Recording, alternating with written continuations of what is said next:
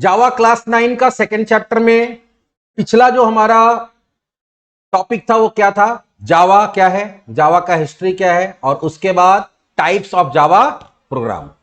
Next topic जो है वो है अंडरस्टैंडिंग बाइट कोड।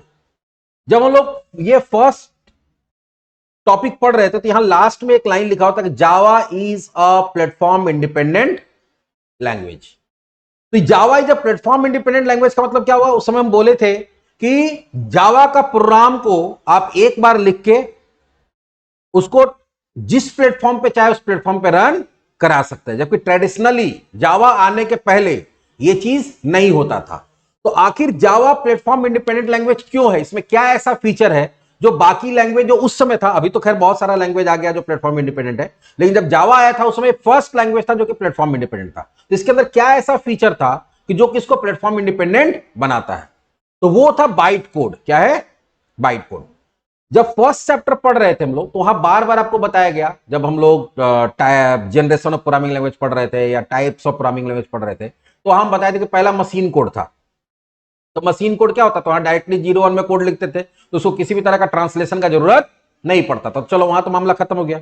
लेकिन जैसे ही असेंबली लैंग्वेज आया तो assembly language English like tokens देता था और उसको फिर ट्रांसलेट करने के लिए किसका जरूरत पड़ता था? असेंबलर का।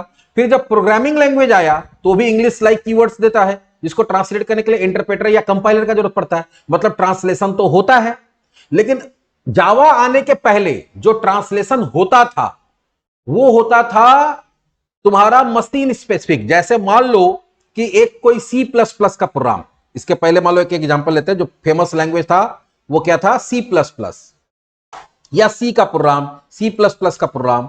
तो उसमें प्रॉब्लम क्या था कि अगर मेरे पास कोई सी प्लस प्लस का प्रोग्राम है, ये मान लो सी प्लस प्लस का प्रोग्राम है, तो जब इसको हम लोग देते थे तो किसको देते थे? कंपाइलर को। किसको देते थे?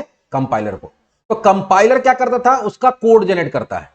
कंपाइलर जो कोड जनरेट करता है, हम लोग उसको बोलचाल के भाषा में मशीन कोड बोलते हैं, लेकिन वो मशीन कोड नहीं होता है। उसको बोला जाता है ऑब्जेक्ट कोड। क्या बोलते हैं? ऑब्जेक्ट कोड, या उसको बोलते हैं नेटिव मशीन कोड। क्या बोलते हैं?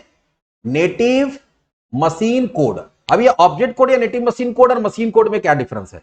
मशीन कोड में तो सीधा 0 1 हो गया, लेकिन ऑब्जेक्ट कोड या नेटिव कोड का मतलब क्या होता है? नेटिव का मतलब होता है कि किसी चीज से रिलेटेड है। अब होगा क्या कि अभी हम लोग पढ़े थे कि जब हाई लेवल लैंग्वेज आया तो उसमें जो प्रोग्राम हमारा ट्रांसलेट होता है तो उसको जब हम लोग रन कराते हैं तो उसका इंस्ट्रक्शन हम बताए थे क्या होता है कि डायरेक्टली तुम्हारा मशीन को नहीं जाता। किसको जाता? ऑपरेटिंग सिस्टम को जाता है। बीच में कौन होता बताए थे ना, एग्जाम्पल दिए थे वो वेटर वाला, कि तुम्हारा इंस्ट्रक्शन डायरेक्टली किचन में जो सेफ है उसको ना जाके वेटर को जा रहा है। तो वहां पे वेटर कौन है? बीच में इमीडिएटर कौन है? जो प्रोग्राम से इंस्ट्रक्शन लेगा और हार्डवेयर से काम कराएगा। कौन? ओएस। तो तुमको इंस्ट्रक्शन किसको देना पड़ेगा? तुमको ओएस को देना पड़ेगा। किसको देना पड़ेगा? ओएस को। मतलब अब तुमको इस बात का ध्यान रखना होता था कि आपका जो इंस्ट्रक्शन ट्रांसलेट होगा वो मशीन लैंग्वेज में नहीं होगा, क्योंकि तुम्हारा इंस्ट्रक्शन तो 0 1 0 में जाएगा ही नहीं। तुमको वो मशीन को जाना ही नहीं है जो समझता है, तुमको उसको समझाना जो काम करेगा। और समझेगा कौन? ओएस। आपके कंप्यूटर में जो ओएस है। तो नेटिव मशीन कोड का मतलब क्या हो गया कि जब सी उस समय जो प्रोग्रामिंग लैंग्वेज होता था, जब प्रोग्राम को हम लोग ट्रांसलेट करते थे तो वो वैसे भाषा में ट्रांसलेट करता था जो ऑपरेटिंग सिस्टम समझ पाए। बात समझ में आ रहा है? और नेटिव का मतलब क्या हो गया कि अगर मान लो कोई सी प्लस प्लस का प्रोग्राम हम बना रहे किसी पर्टिकुलर कंप्यूटर पे, और उस कंप्यूटर पे विंडोज ऑपरेटिंग सिस्टम है। क्या है? Windows operating system. तो उसको अगर पता है कि इस कंप्यूटर में विंडोज ऑपरेटिंग सिस्टम है, तो जब ट्रांसलेट होगा तो उसको ऐसे लैंग्वेज में ट्रांसलेट करेगा जो विंडोज समझ पाए। बात समझ में आ गया? अगर इस कंप्यूटर पे मेरा लिनक्स ऑपरेटिंग सिस्टम है और जब उसको कंपाइल करेंगे सी प्लस प्लस के प्रोग्राम को लिनक्स ऑपरेटिंग सिस्टम पे, तो ऐसे लैंग्वेज में कन्वर्ट करेगा जो कौन समझ पाए? लिनक्स समझ पाए। अगर हमारे पास कोई मैक ओएस वाला कंप्यूटर है और उस पर हम उसको अगर सी प्लस प्लस के प्रोग्राम को, सेम प्रोग्राम को अगर ट्रांसलेट कर रहे हैं तो उसको वैसे लैंग्वेज में ट्रांसलेट करेगा जो कौन समझ पाए? मैक ओएस समझ पाए। तो अब प्रॉब्लम कहां है? प्रॉब्लम बताते हैं क्या होगा कि मान लो मेरे पास आज एक लैपटॉप है जिसपे विंडोज ऑपरेटिंग सिस्टम है, हम सी प्लस प्लस का या सी का प्रोग्राम बनाए और उसको कंपाइल कर लिए, तो वो जनरेट करता है डॉट, एक फाइल बनता है वो होता है डॉट EXE विंडोज में, ठीक है, या डॉट DLL। अब EXE या DLL ऐसा फाइल है जिसको सिर्फ और सिर्फ विंडो समझता है। कौन समझता है?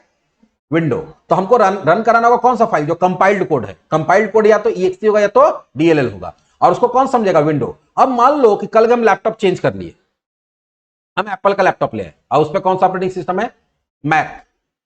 और हम क्या किए कि अपना जो सॉफ्टवेयर बनाए हुए थे अपने कंपनी के लिए, इंस्टीट्यूट के लिए या जिस भी चीज के लिए, वो सॉफ्टवेयर को कॉपी करके और मैक वाले लैपटॉप पे डाल दिए। अब प्रॉब्लम क्या होगा कि वो EXE या DLL समझता ही नहीं है।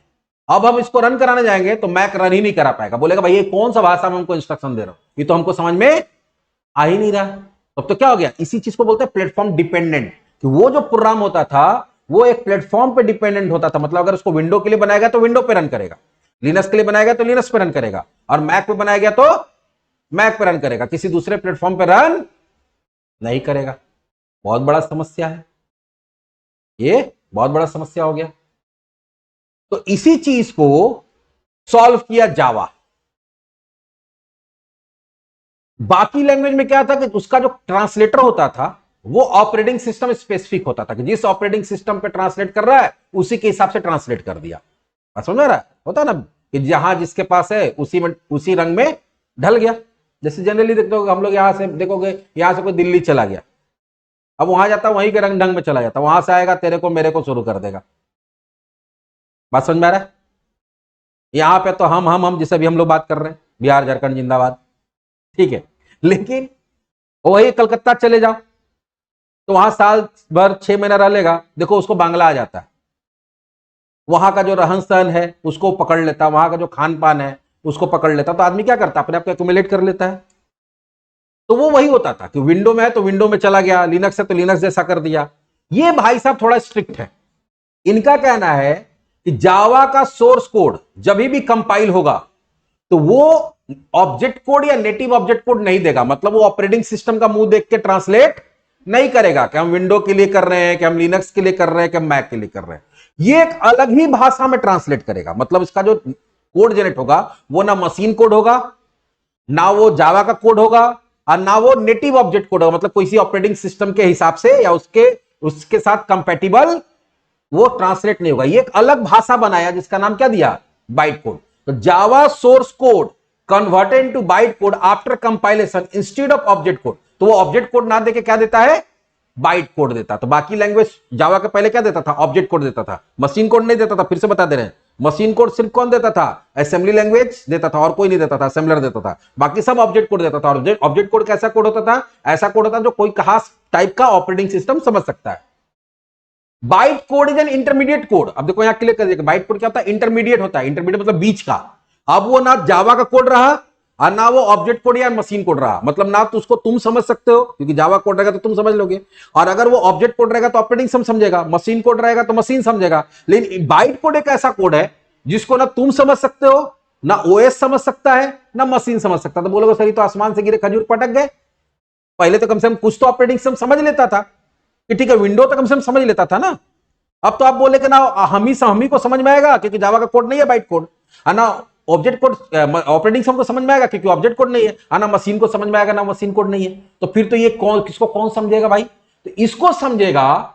देखो यहां लिखा हुआ कि byte code is intermediate code which will be translated bye JVM. अब यहां पे कॉन्सेप्ट आता है जावा वर्चुअल मशीन को। मतलब बाइट कोड को सिर्फ जावा मशीन समझ सकता है, वर्चुअल क्या होता है आगे बात करेंगे। तो बाइट कोड को कौन समझ सकता है, बाइट कोड सिर्फ रन कर सकता है जावा के प्लेटफॉर्म पे। किस पर रन कर सकता है, जावा का। तो अगर जावा वाला क्या है, जावा वाला अगर मशीन है, जावा वाला जो ऑपरेटिंग सिस्टम है सोलारिस है, वो तो समझ लेगा। लेकिन फिर बात आएगा कि तब तो फिर ये भी प्लेटफॉर्म डिपेंडेंट हो गया, कि सिर्फ जावा का मशीन पर रन करेगा, ना विंडो पर रन करेगा, ना लिनक्स पर रन करेगा, ना मैक पर रन करेगा। तो फिर ये प्लेटफॉर्म इंडिपेंडेंट हुआ कैसे। तो वहां पे कॉन्सेप्ट है कि जावा मशीन की जगह कॉन्सेप्ट है जावा वर्चुअल मशीन का। अब वो हम लोग आगे के टॉपिक में देखेंगे। तो उसको कौन समझ सकता है, JVM. The byte code make the Java application platform independent. और ये जो बाइट कोड का कॉन्सेप्ट है और जेवीएम, बाइट कोड और जेवीएम मिलके क्या करता है, आपके प्रोग्राम को प्लेटफॉर्म इंडिपेंडेंट करता है। वो कैसे करता है हम लोग आगे के टॉपिक में देखेंगे। तो इसमें याद क्या रखना है, आपको यही याद रखना है कि अगर ऐसा क्वेश्चन आता है कि जावा का प्रोग्राम को जब हम लोग ट्रांसलेट करते हैं, कंपाइल करते हैं, तो कौन सा कोड जनरेट होता है, बाइट कोड।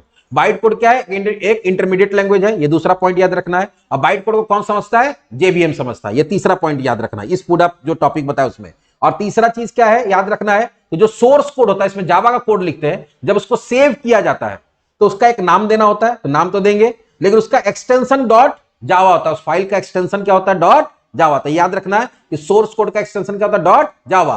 और जब उसको कंपाइल करते हैं तो एक नया फाइल बनता है जिसमें नाम तो वही रहता है, लेकिन उसका एक्सटेंशन क्या होता है, जिसके अंदर बाइट कोड रहता है उसका एक्सटेंशन चेंज होता है, वो क्या होता है, डॉट क्लास। तो बाइट कोड जो फाइल में रहता है उसका एक्सटेंशन डॉट क्लास रहता है, और जावा जिसका कोड जिस फाइल में रहता है उसका एक्सटेंशन क्या होता है, डॉट जावा रहता है। ये बाइट कोड के बारे में बताया, लेकिन अभी इसका बहुत सारा पार्ट बाकी है, क्योंकि अभी जेवीएम वगैरह आया तो थोड़ा कंफ्यूजन हो रहा होगा, लेकिन आगे का चीज जब बताएंगे तो वो तुम्हारा डाउट क्या हो जाएगा, क्लियर हो जाएगा। ठीक है, तो इसमें इतना ही रहने देते हैं। आगे जो भी हम बताएं ऑर्डिनरी कंपाइलेशन और जो बाइट कोड और ये सब जो है वो सारा कुछ आगे समझाएंगे कैसे प्लेटफॉर्म इंडिपेंडेंट है, तो हम लोग नेक्स्ट टॉपिक में देखते हैं। इसमें इतना ही।